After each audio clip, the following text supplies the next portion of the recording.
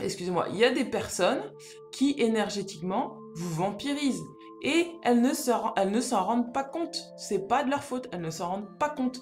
Mais à partir du moment où vous avez pointé le doigt dessus, vous l'avez dit, si ces personnes n'ont toujours pas compris et n'ont toujours pas vu que ça se passait, ce n'est pas à vous de faire plus, de rester dans la situation. Il va falloir que vous trouviez un moyen énergétique de vous protéger, de ne pas, de ne pas nourrir l'énergie vitale de cette personne. Et donc, il va falloir que vous reveniez à une forme d'innocence et une forme de joie. C'est-à-dire que vous revenez à l'enfant intérieur, vous resoignez votre enfant intérieur qui se pense responsable des énergies de l'autre. Et donc, vous lui dites, non, ça m'appartient pas, c'est ton énergie, ça c'est mon énergie. Je replace une barrière énergétique. Et à ce moment-là, vous reprenez votre essence vitale, vous reprenez votre force énergétique et vous focalisez sur la joie, sur vos objectifs à vous, et vous sortez justement de la dispersion énergétique, la dispersion mentale. Et souvent, la dispersion énergétique, ça va avec la dispersion mentale. C'est souvent quand on est hypersensible, on a la capacité de capter les pensées des autres. Euh, D'ailleurs, c'est majoritairement ce que font les médiums. C'est-à-dire que les médiums, comme moi par exemple, je peux entendre la strate mentale, je peux entendre la strate énergétique, je peux entendre la strate émotionnelle et je peux entendre la strate physique. Mais pour ça, il faut que j'accepte d'ouvrir mes énergies, que la personne en face de moi, elle soit d'accord pour que je lise ses énergies. Mais par contre, moi, j'ai à me protéger des pensées, des énergies des autres, parce que sinon, toute la journée, j'entendrai les pensées, les énergies des autres.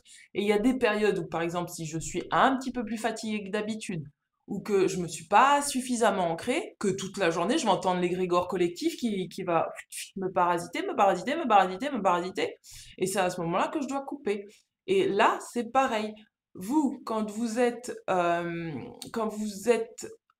en, on va dire quand vous et en plus l'énergie n'aime pas le vide. Ça veut dire qu'à chaque fois que ça arrive, c'est parce qu'à l'intérieur de vous, il y a une pensée, une croyance que vous manquez de quelque chose. Et ça peut être vrai. Par exemple, vous manquez de sommeil. Bah oui, effectivement, quand je manque de sommeil, bah du coup, je suis plus réceptif à certaines choses, donc il y a plus de choses qui rentrent. Et donc je vais dormir et après, hop, ça va mieux. Et c'est tout, c'est des petites choses comme ça, hein. C'est vraiment pas forcément grave. C'est des petites choses toutes anodines comme ça. Hop, hop, hop. Par exemple, je mets un exemple.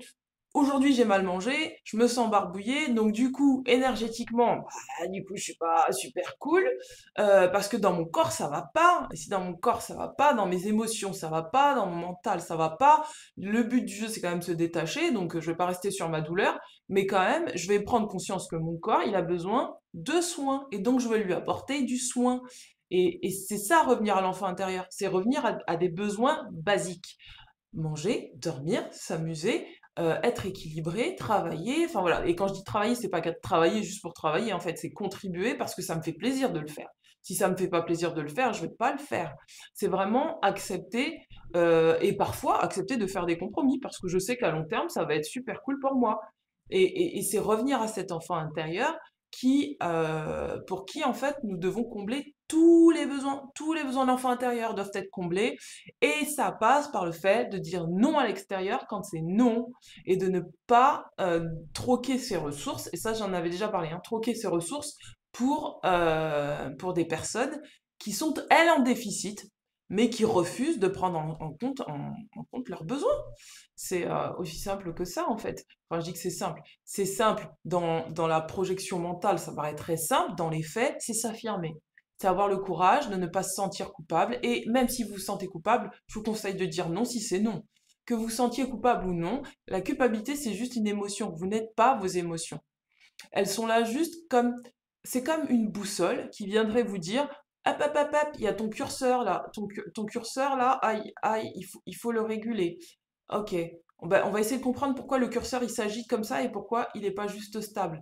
Et donc, la culpabilité, c'est juste une émotion qui vous parle de vous. Qu'est-ce que vous pensez que vous n'êtes pas, que vous n'êtes pas pour pouvoir vous refuser le droit au bonheur et être dans le don qui n'est pas un don finalement, mais qui se transforme en dette.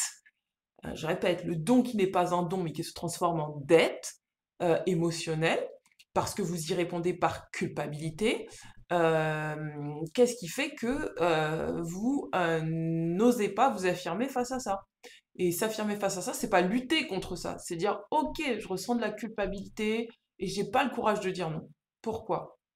Bah parce que peut-être je me sens redevable de l'autre, sans savoir pourquoi. Allez chercher pourquoi. Est-ce que dans l'enfance, on vous a fait croire que vous deviez à tout prix répondre aux besoins des autres? Est-ce que c'est une vie antérieure que vous avez passée et qui vous a fait croire que vous avez été tellement mauvais que du coup, bah, vous devez à tout prix vous sacrifier pour l'autre? Essayez d'aller voir ce qui se joue vraiment dans les strates profondes, dans les racines. C'est ça qui va vous aider à vous affirmer. Parce que c'est pas juste dire bah voilà, j'arrive pas à m'affirmer parce que je me sens coupable, parce que je me sens pas assez bien. Ce truc-là, il va revenir systématiquement si vous n'allez pas regarder dans les racines, même rendre les racines profondes du pourquoi. Mais qu'est-ce qui fait que je ressens ça là dans mon truc? Pourquoi ça revient tout le temps? Essayez d'aller voir. Le fait d'aller voir à l'aide d'un thérapeute, à l'aide d'un médium, à l'aide de... Par contre, n'avalez pas tout et n'importe quoi, parce que les médiums voilà, ça pullule, bref, ça c'est un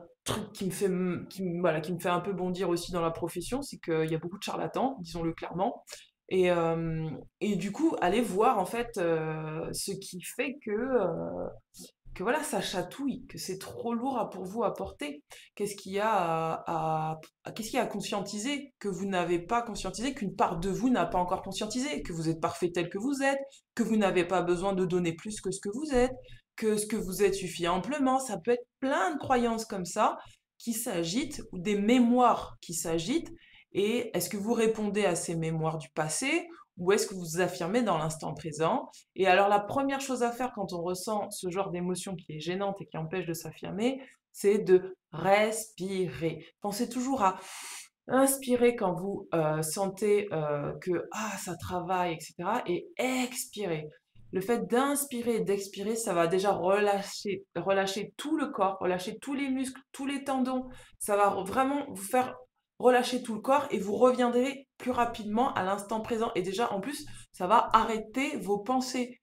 Quand vous inspirez et que vous respirez, vous voyez que quand l'air vous traverse le nez et quand ça passe dans la gorge et dans la trachée, etc., vous sentez l'air frais, du coup, la pensée s'arrête. C'est vraiment instantané, la pensée s'arrête et là, vous revenez à vous.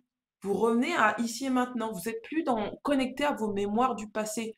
Et du coup, ça va calmer l'émotion qui était refoulée jusque-là, qui était ressortie parce que ça vous y étiez reconnecté à une mémoire du passé.